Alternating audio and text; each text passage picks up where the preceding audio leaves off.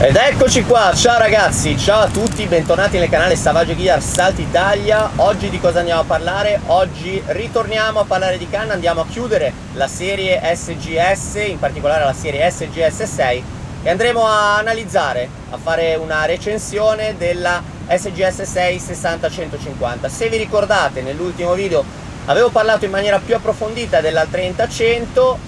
Adesso è un buon paio di mesi che ho utilizzato nella stagione buona, nella stagione autunnale, la 60-150. Ho avuto occasione di provarla con svariate catture, ma soprattutto in tantissimi ambienti differenti e con tantissime tipologie di esche e grammature diverse, quindi direi che sono abbastanza pronto per darvi una recensione, o perlomeno il mio punto di vista di questo attrezzo. Prima di iniziare iscrivetevi al canale se ancora non lo siete, in modo da rimanere sempre aggiornati e ricevere appunto le notifiche dei nuovi video che andrò a caricare nel canale Savage Gear Salti Italia. Ora andiamo a vedere da vicino le caratteristiche di questa canna. Iniziamo subito con i dati tecnici che avevo già detto nello scorso video, ma li ripetiamo per comodità e per coloro che magari non avessero visto il video precedente. Iniziamo dalla lunghezza, 3,05 m, ovvero 10 piedi, un casting weight, come ho detto prima, di 60-150 grammi, estremamente reali e veritieri. Si possono lanciare tranquillamente 60 grammi di jig, di tutte le forme, e si ha un ottimo controllo, sì, con 60 grammi direi di sì, direi che già si sentono molto bene.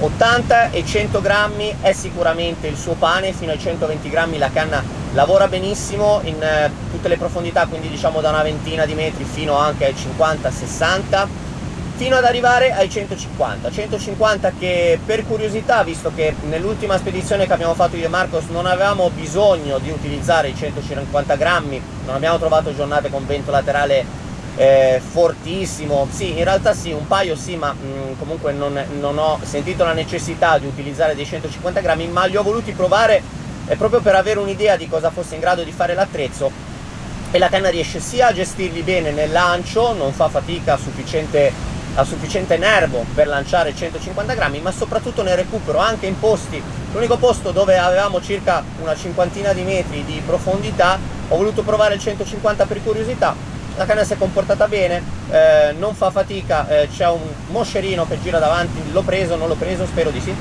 La canna non fa fatica e quindi 150 grammi assolutamente reali per quel che riguarda i metal jig. Per quel che riguarda invece gli altri artificiali, devo dire che ho avuto anche un ottimo feeling con stick bait leggermente più leggeri rispetto ai 60 grammi dichiarati appunto della casa. Come avevo già detto nel video precedente, c'è sempre da fare un distinguo tra diverse tipologie di esca e ovviamente la frizione, la trazione che hanno durante il recupero, che oppongono in acqua.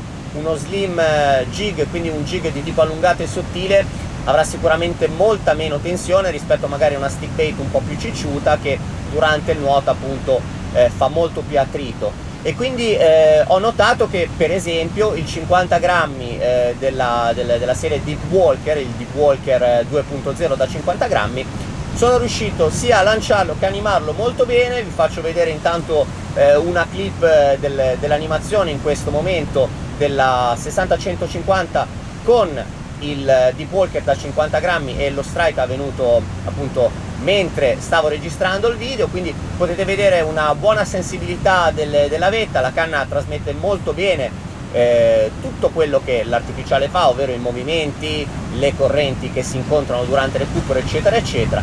Quindi un attrezzo davvero molto sensibile, ma soprattutto molto potente. Andiamo a vedere la tipologia di carbonio. Abbiamo sempre il Toray T40, carbonio giapponese di altissima qualità, molto reattivo. Questa è la parola giusta per specificare, per far comprendere che tipologia di carbonio, che tipologia di attrezzo abbiamo. Una canna che anche sul lancio chiude immediatamente il lancio, non è una canna, chiamiamola mollacciona, è una canna che la casa dichiara come moderate fast. Io la darei anche un po' più sul fast, perché è appunto una canna molto reattiva, che la canna fast aiuta in tante situazioni, come ad esempio situazioni molto frequenti. Nello short jigging sono le situazioni di vento laterale, e una canna che chiude immediatamente il lancio senza sballottamenti, senza stare lì magari a sballonzolare un po' troppo, aiuta sia le distanze di lancio che soprattutto il controllo durante l'animazione.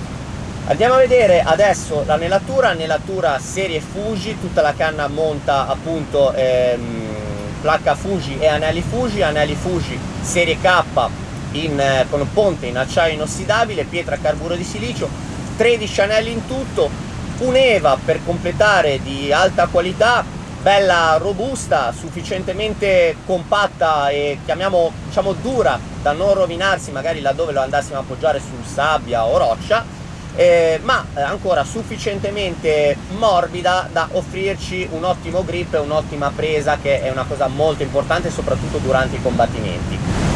Peso della canna 388 grammi, e come abbinamento quale tipo di mulinello, quale taglia di mulinello abbinare? Direi che sicuramente una taglia di circa 8000 è la cosa migliore, dal momento che non è la taglia dei mulinelli una misura standard per tutte le case. Direi che si può forse meglio parlare di peso, quindi un mulinello che pesa intorno ai 600 grammi su questa canna offre un bilanciamento davvero ottimale. Io nell'ultima spedizione ho abbinato l'SGS 8 appunto in taglia 8000, devo dire che mi sono trovato bene, la canna è ben bilanciata, è un attrezzo sicuramente non leggerissimo, stiamo parlando di una canna molto potente da 3 metri appunto di lunghezza, con un mulinello di taglia 8000.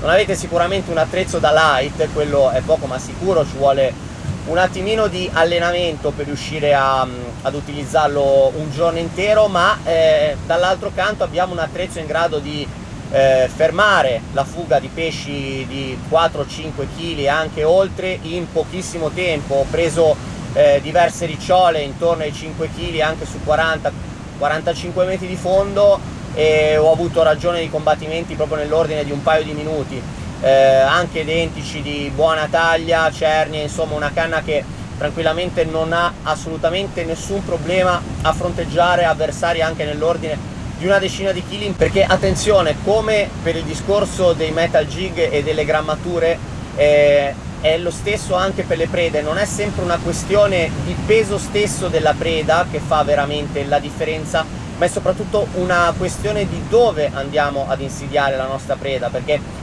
se noi fossimo in una spiaggia magari come quella alle mie spalle, completamente sabbiosa, senza nessun tipo di ostacolo, possiamo giocarci una ricciola anche da 10 kg con un attrezzo tranquillamente da spinning, con una canna magari da un'oncia, da 30 grammi, la facciamo andare, non ci rompe, non abbiamo problemi. Se abbiamo sangue freddo, un pizzico di fortuna, possiamo tranquillamente avere ragione di un combattimento del genere. Se siamo in una scogliera piena di ostacoli, con diversi gradini, con delle rocce particolarmente taglienti, ecco che anche un pesce da 3-4 kg può diventare un avversario davvero ostico. Abbiamo bisogno di tantissimo drag e di tantissima pressione, e quindi abbiamo bisogno di un attrezzo in grado di opporre una determinata resistenza e soprattutto di farlo in tempi brevi prima che il pesce riesca a rompere. Questo è un attrezzo sicuramente ideale per questo tipo di cose. Ho avuto anche la sfortuna di agganciare un tonno nell'ultima spedizione con l'amico Marcos. Qual è stata la sfortuna? La sfortuna è stata che il pesce, dopo diversi minuti di combattimento, mi ha tagliato il 60 perché aveva ingoiato. La fortuna è stata che comunque sono riuscito a capire meglio cosa potesse fare la canna, e dopo le prime fughe, vi metto qua delle ispezioni di video, il pesce non prendeva più filo, insomma si era quasi fermato. Già non essere completamente violentati e perdere tutto il trecciato vuol dire che abbiamo un attrezzo in grado di contrastare efficacemente le fughe del pesce.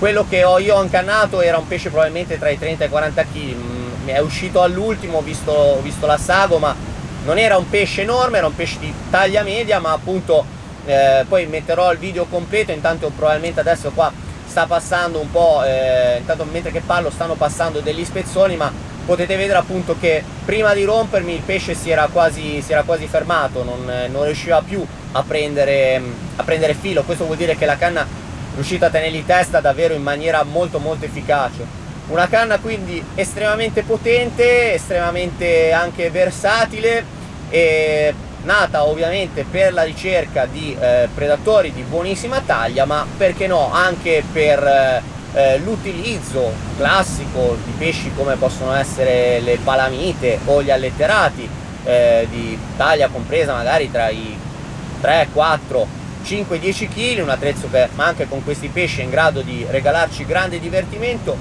E con questo direi che abbiamo detto tutto più o meno. Forse c'è ancora da parlare di PE.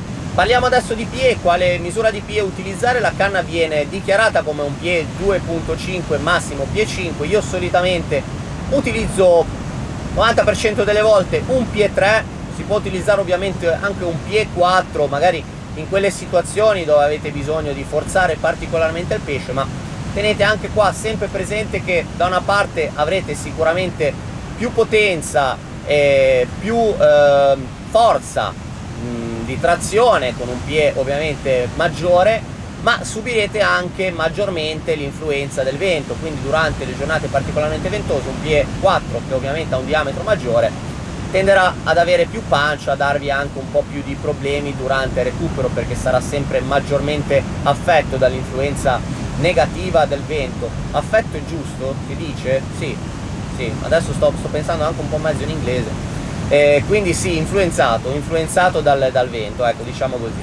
Allora ragazzi, abbiamo detto più o meno tutto, direi che questo video può finire qui. Spero che il video vi sia piaciuto e vi sia stato magari in qualche modo utile, se avevate intenzione appunto di pensare a questa come la prossima vostra canna.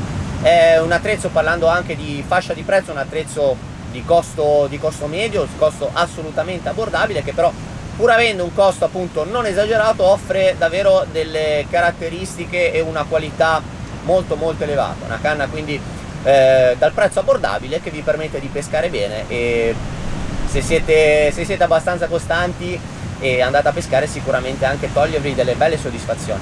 Ragazzi, direi che questo video può finire qui, quindi io vi saluto, vi abbraccio forte, grazie a tutti, grazie per il supporto e ci vediamo al prossimo video. Me ne vado, oramai sono le 5, ma è praticamente autunno, quindi sta già venendo buio e io me ne torno a casina. Ciao ragazzi, al prossimo video, statemi bene.